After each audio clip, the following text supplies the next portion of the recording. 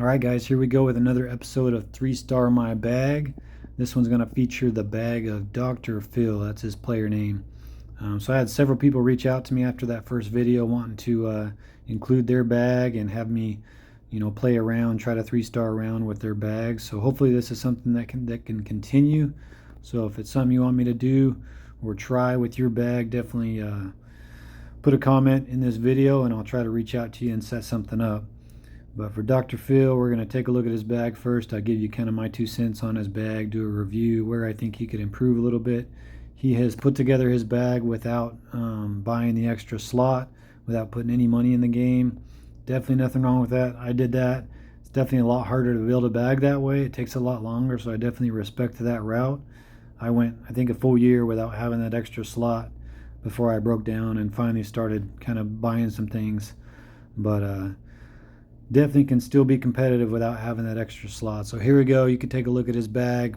I was able to pretty much make an identical bag. I have all the same discs, a lot of the same stamps, so it's always fun seeing how many of the same exact stamps and discs I can put together. But as far as putters, he's got the Keystone and the Pure.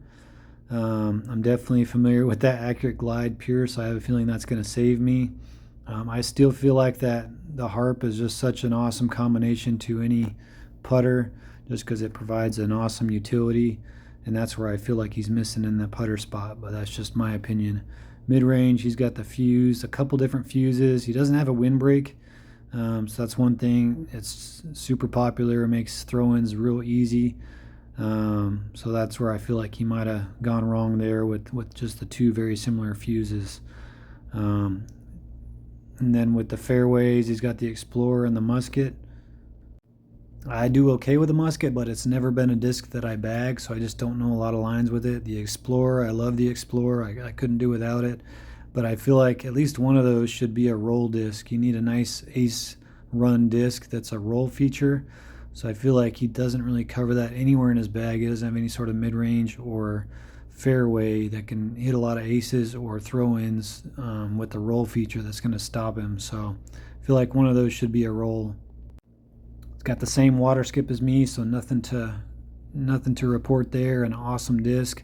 He's got that Accurate Glide PD. You guys know I love the PD. No Sapphire, so again, there's just so much the Glide Sapphire can do that no other disc can do. So if he does get that extra slot, I think that's the perfect disc to fill that. He's got a couple of turn ballistas, which I thought was interesting. Both nice discs, a windbreak and a roll. But I feel like he might be able to get maybe a turn glide, or probably a glide roll rive is what I'd suggest in that spot. He's got the glide skip paradigm comboed with the glide skip rive, which is awesome. And then he's got the light glide rive, which is just a disc that can do so much that other discs can. It's the longest disc in the game, I think. There's definitely other discs that can compare, but I love the light glide rive and I depend on it heavily. But yeah, I definitely think he could use a roll fairway for throw-ins and ace runs. You can definitely use a glide sapphire, and I would get rid of one of those ballistas and maybe do a glide roll rive. He could also, I think anyone can benefit from a skip, a fairway skip, whether that's a sapphire, a Sampo, or a Grace. I think those are probably the 3 best skip fairways, but there's a lot you can do with those as well. So that would be my kind of review on his bag. Otherwise, I look at this and I'm pretty confident I could have a pretty good round on any sort of a layout. So that tells you right there that it's a solid bag. Just some pieces there that I'm used to relying on that he doesn't have.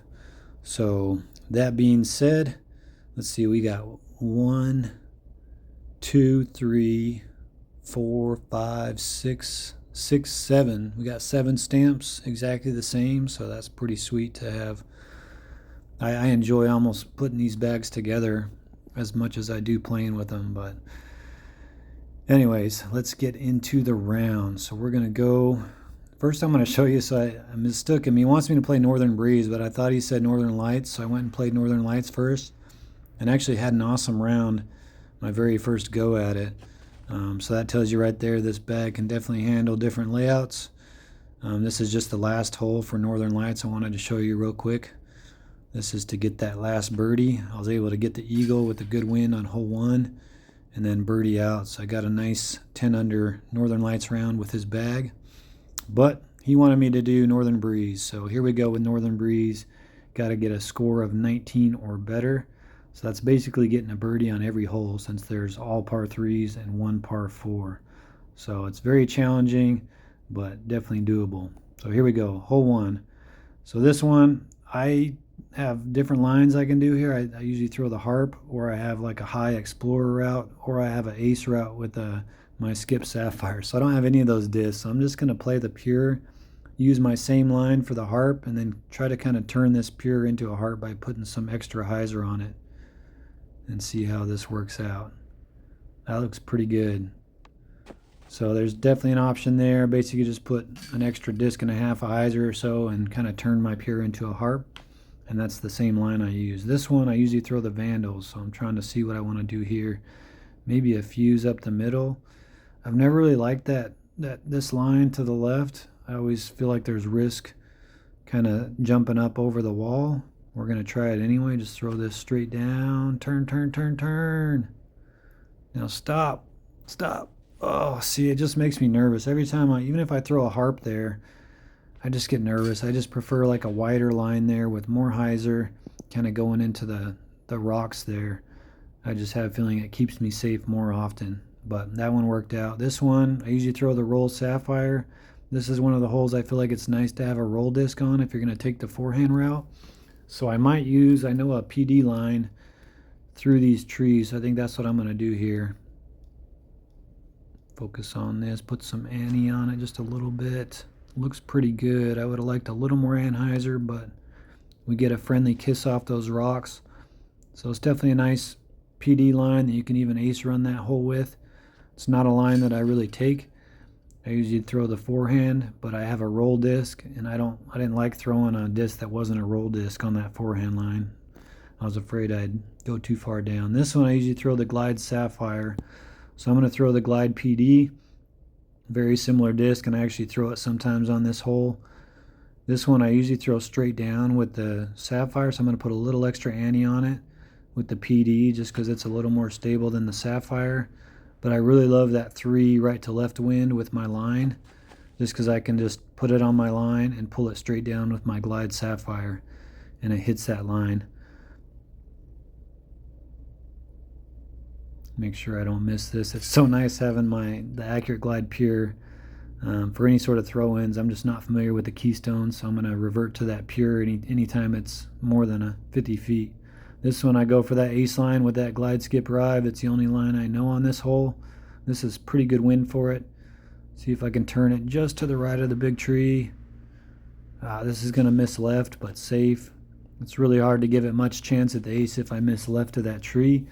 But at the same time, if I go right of the tree, there's branches, there's all kinds of things you got to worry about that make it a scary hole. But we got it up there safely for an easy birdie.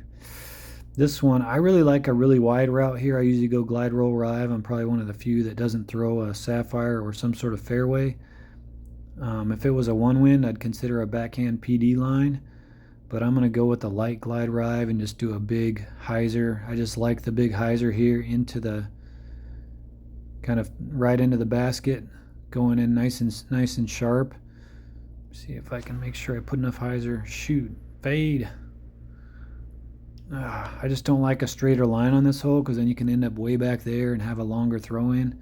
I feel like I end up with some very short, easy birdies because I'm throwing a bigger hyzer, wider route, and sometimes I'll drop it in for an ace. So here we go, hole 7, the one we all dread. Actually a pretty good wind for it here with the Glide Skip Rive. Just slide left, middle chevron, kind of down, pointed on the base of that tree, and we're going to put a bit of anhyzer to make sure we miss that big tree. Oh, this is on a great line. Skip up, nice. If you can get here on this hole, it makes it a ton easier. 290. I usually throw probably the Vandal here, but maybe the Explorer, maybe the Musket. Again, I'm not super good with the Musket. I just know the Explorer better. I'm going to switch it to the Explorer, put a little more anhyzer on it, and make sure it kind of fades back. I don't have to worry about it going long with this disc. And that's perfect right there. So that worked out nice. Philip, we all make mistakes. That's actually the guy I'm doing this for, so it's funny that he messaged me. Drphil is Philip. So I'm working on your video now. I did the wrong course. But he says we all make mistakes. I actually did Northern Lights instead of Northern Breeze. All right, 2 more holes. Let's see if we can make this happen. This one, I usually throw a roll sapphire just to make sure it doesn't go long. You can actually ace this with the PD. It kind of skips off the bank and in, but I'm not going to be risky, so I'm going to power this down just a hair. Make sure I put enough turn on it to get around that tree. Oh yeah, this looks golden. Perfect. That PD's saving me. PD and the pure saving me this round. And again, I'm never going to be able to throw all their discs if I'm trying to get a 3-star, just because I'm reverting to the discs I know, and every shot, there's just not every shot that requires every disc. This one, thanks to Westy, this is a great line for the PD. Sometimes the Glide Sapphire will go a little long on this hole, so if I have the PD in the bag, I'm definitely throwing it on this hole unless there's any sort of a headwind. Then I might disc up to the Glide Sapphire, but this is a perfect disc for this hole. See if we can not screw this up. I'm going to switch to the pure just to make sure we get this. And bam, we get that 9 under 3-star round for Northern Breeze using the bag of Drphil. So he says he's been struggling getting this 3-star round, so I'm hoping this helps. I'm hoping you guys are liking this series. It's definitely fun, and the whole purpose is to help people out with their game. That's why I make videos in general, but hopefully this makes it a little more specific and tailored to an actual player versus just throwing my discs that they may not bag. So let me know what you think. Let me know if you want to 3-star your bag, and I have a lot of fun with these, so hopefully those requests keep coming in, and whenever I have time I'll get to the next person. So get in line and let me know and shoot me a shot of your bag. As always, guys, thanks for watching me play some DGV.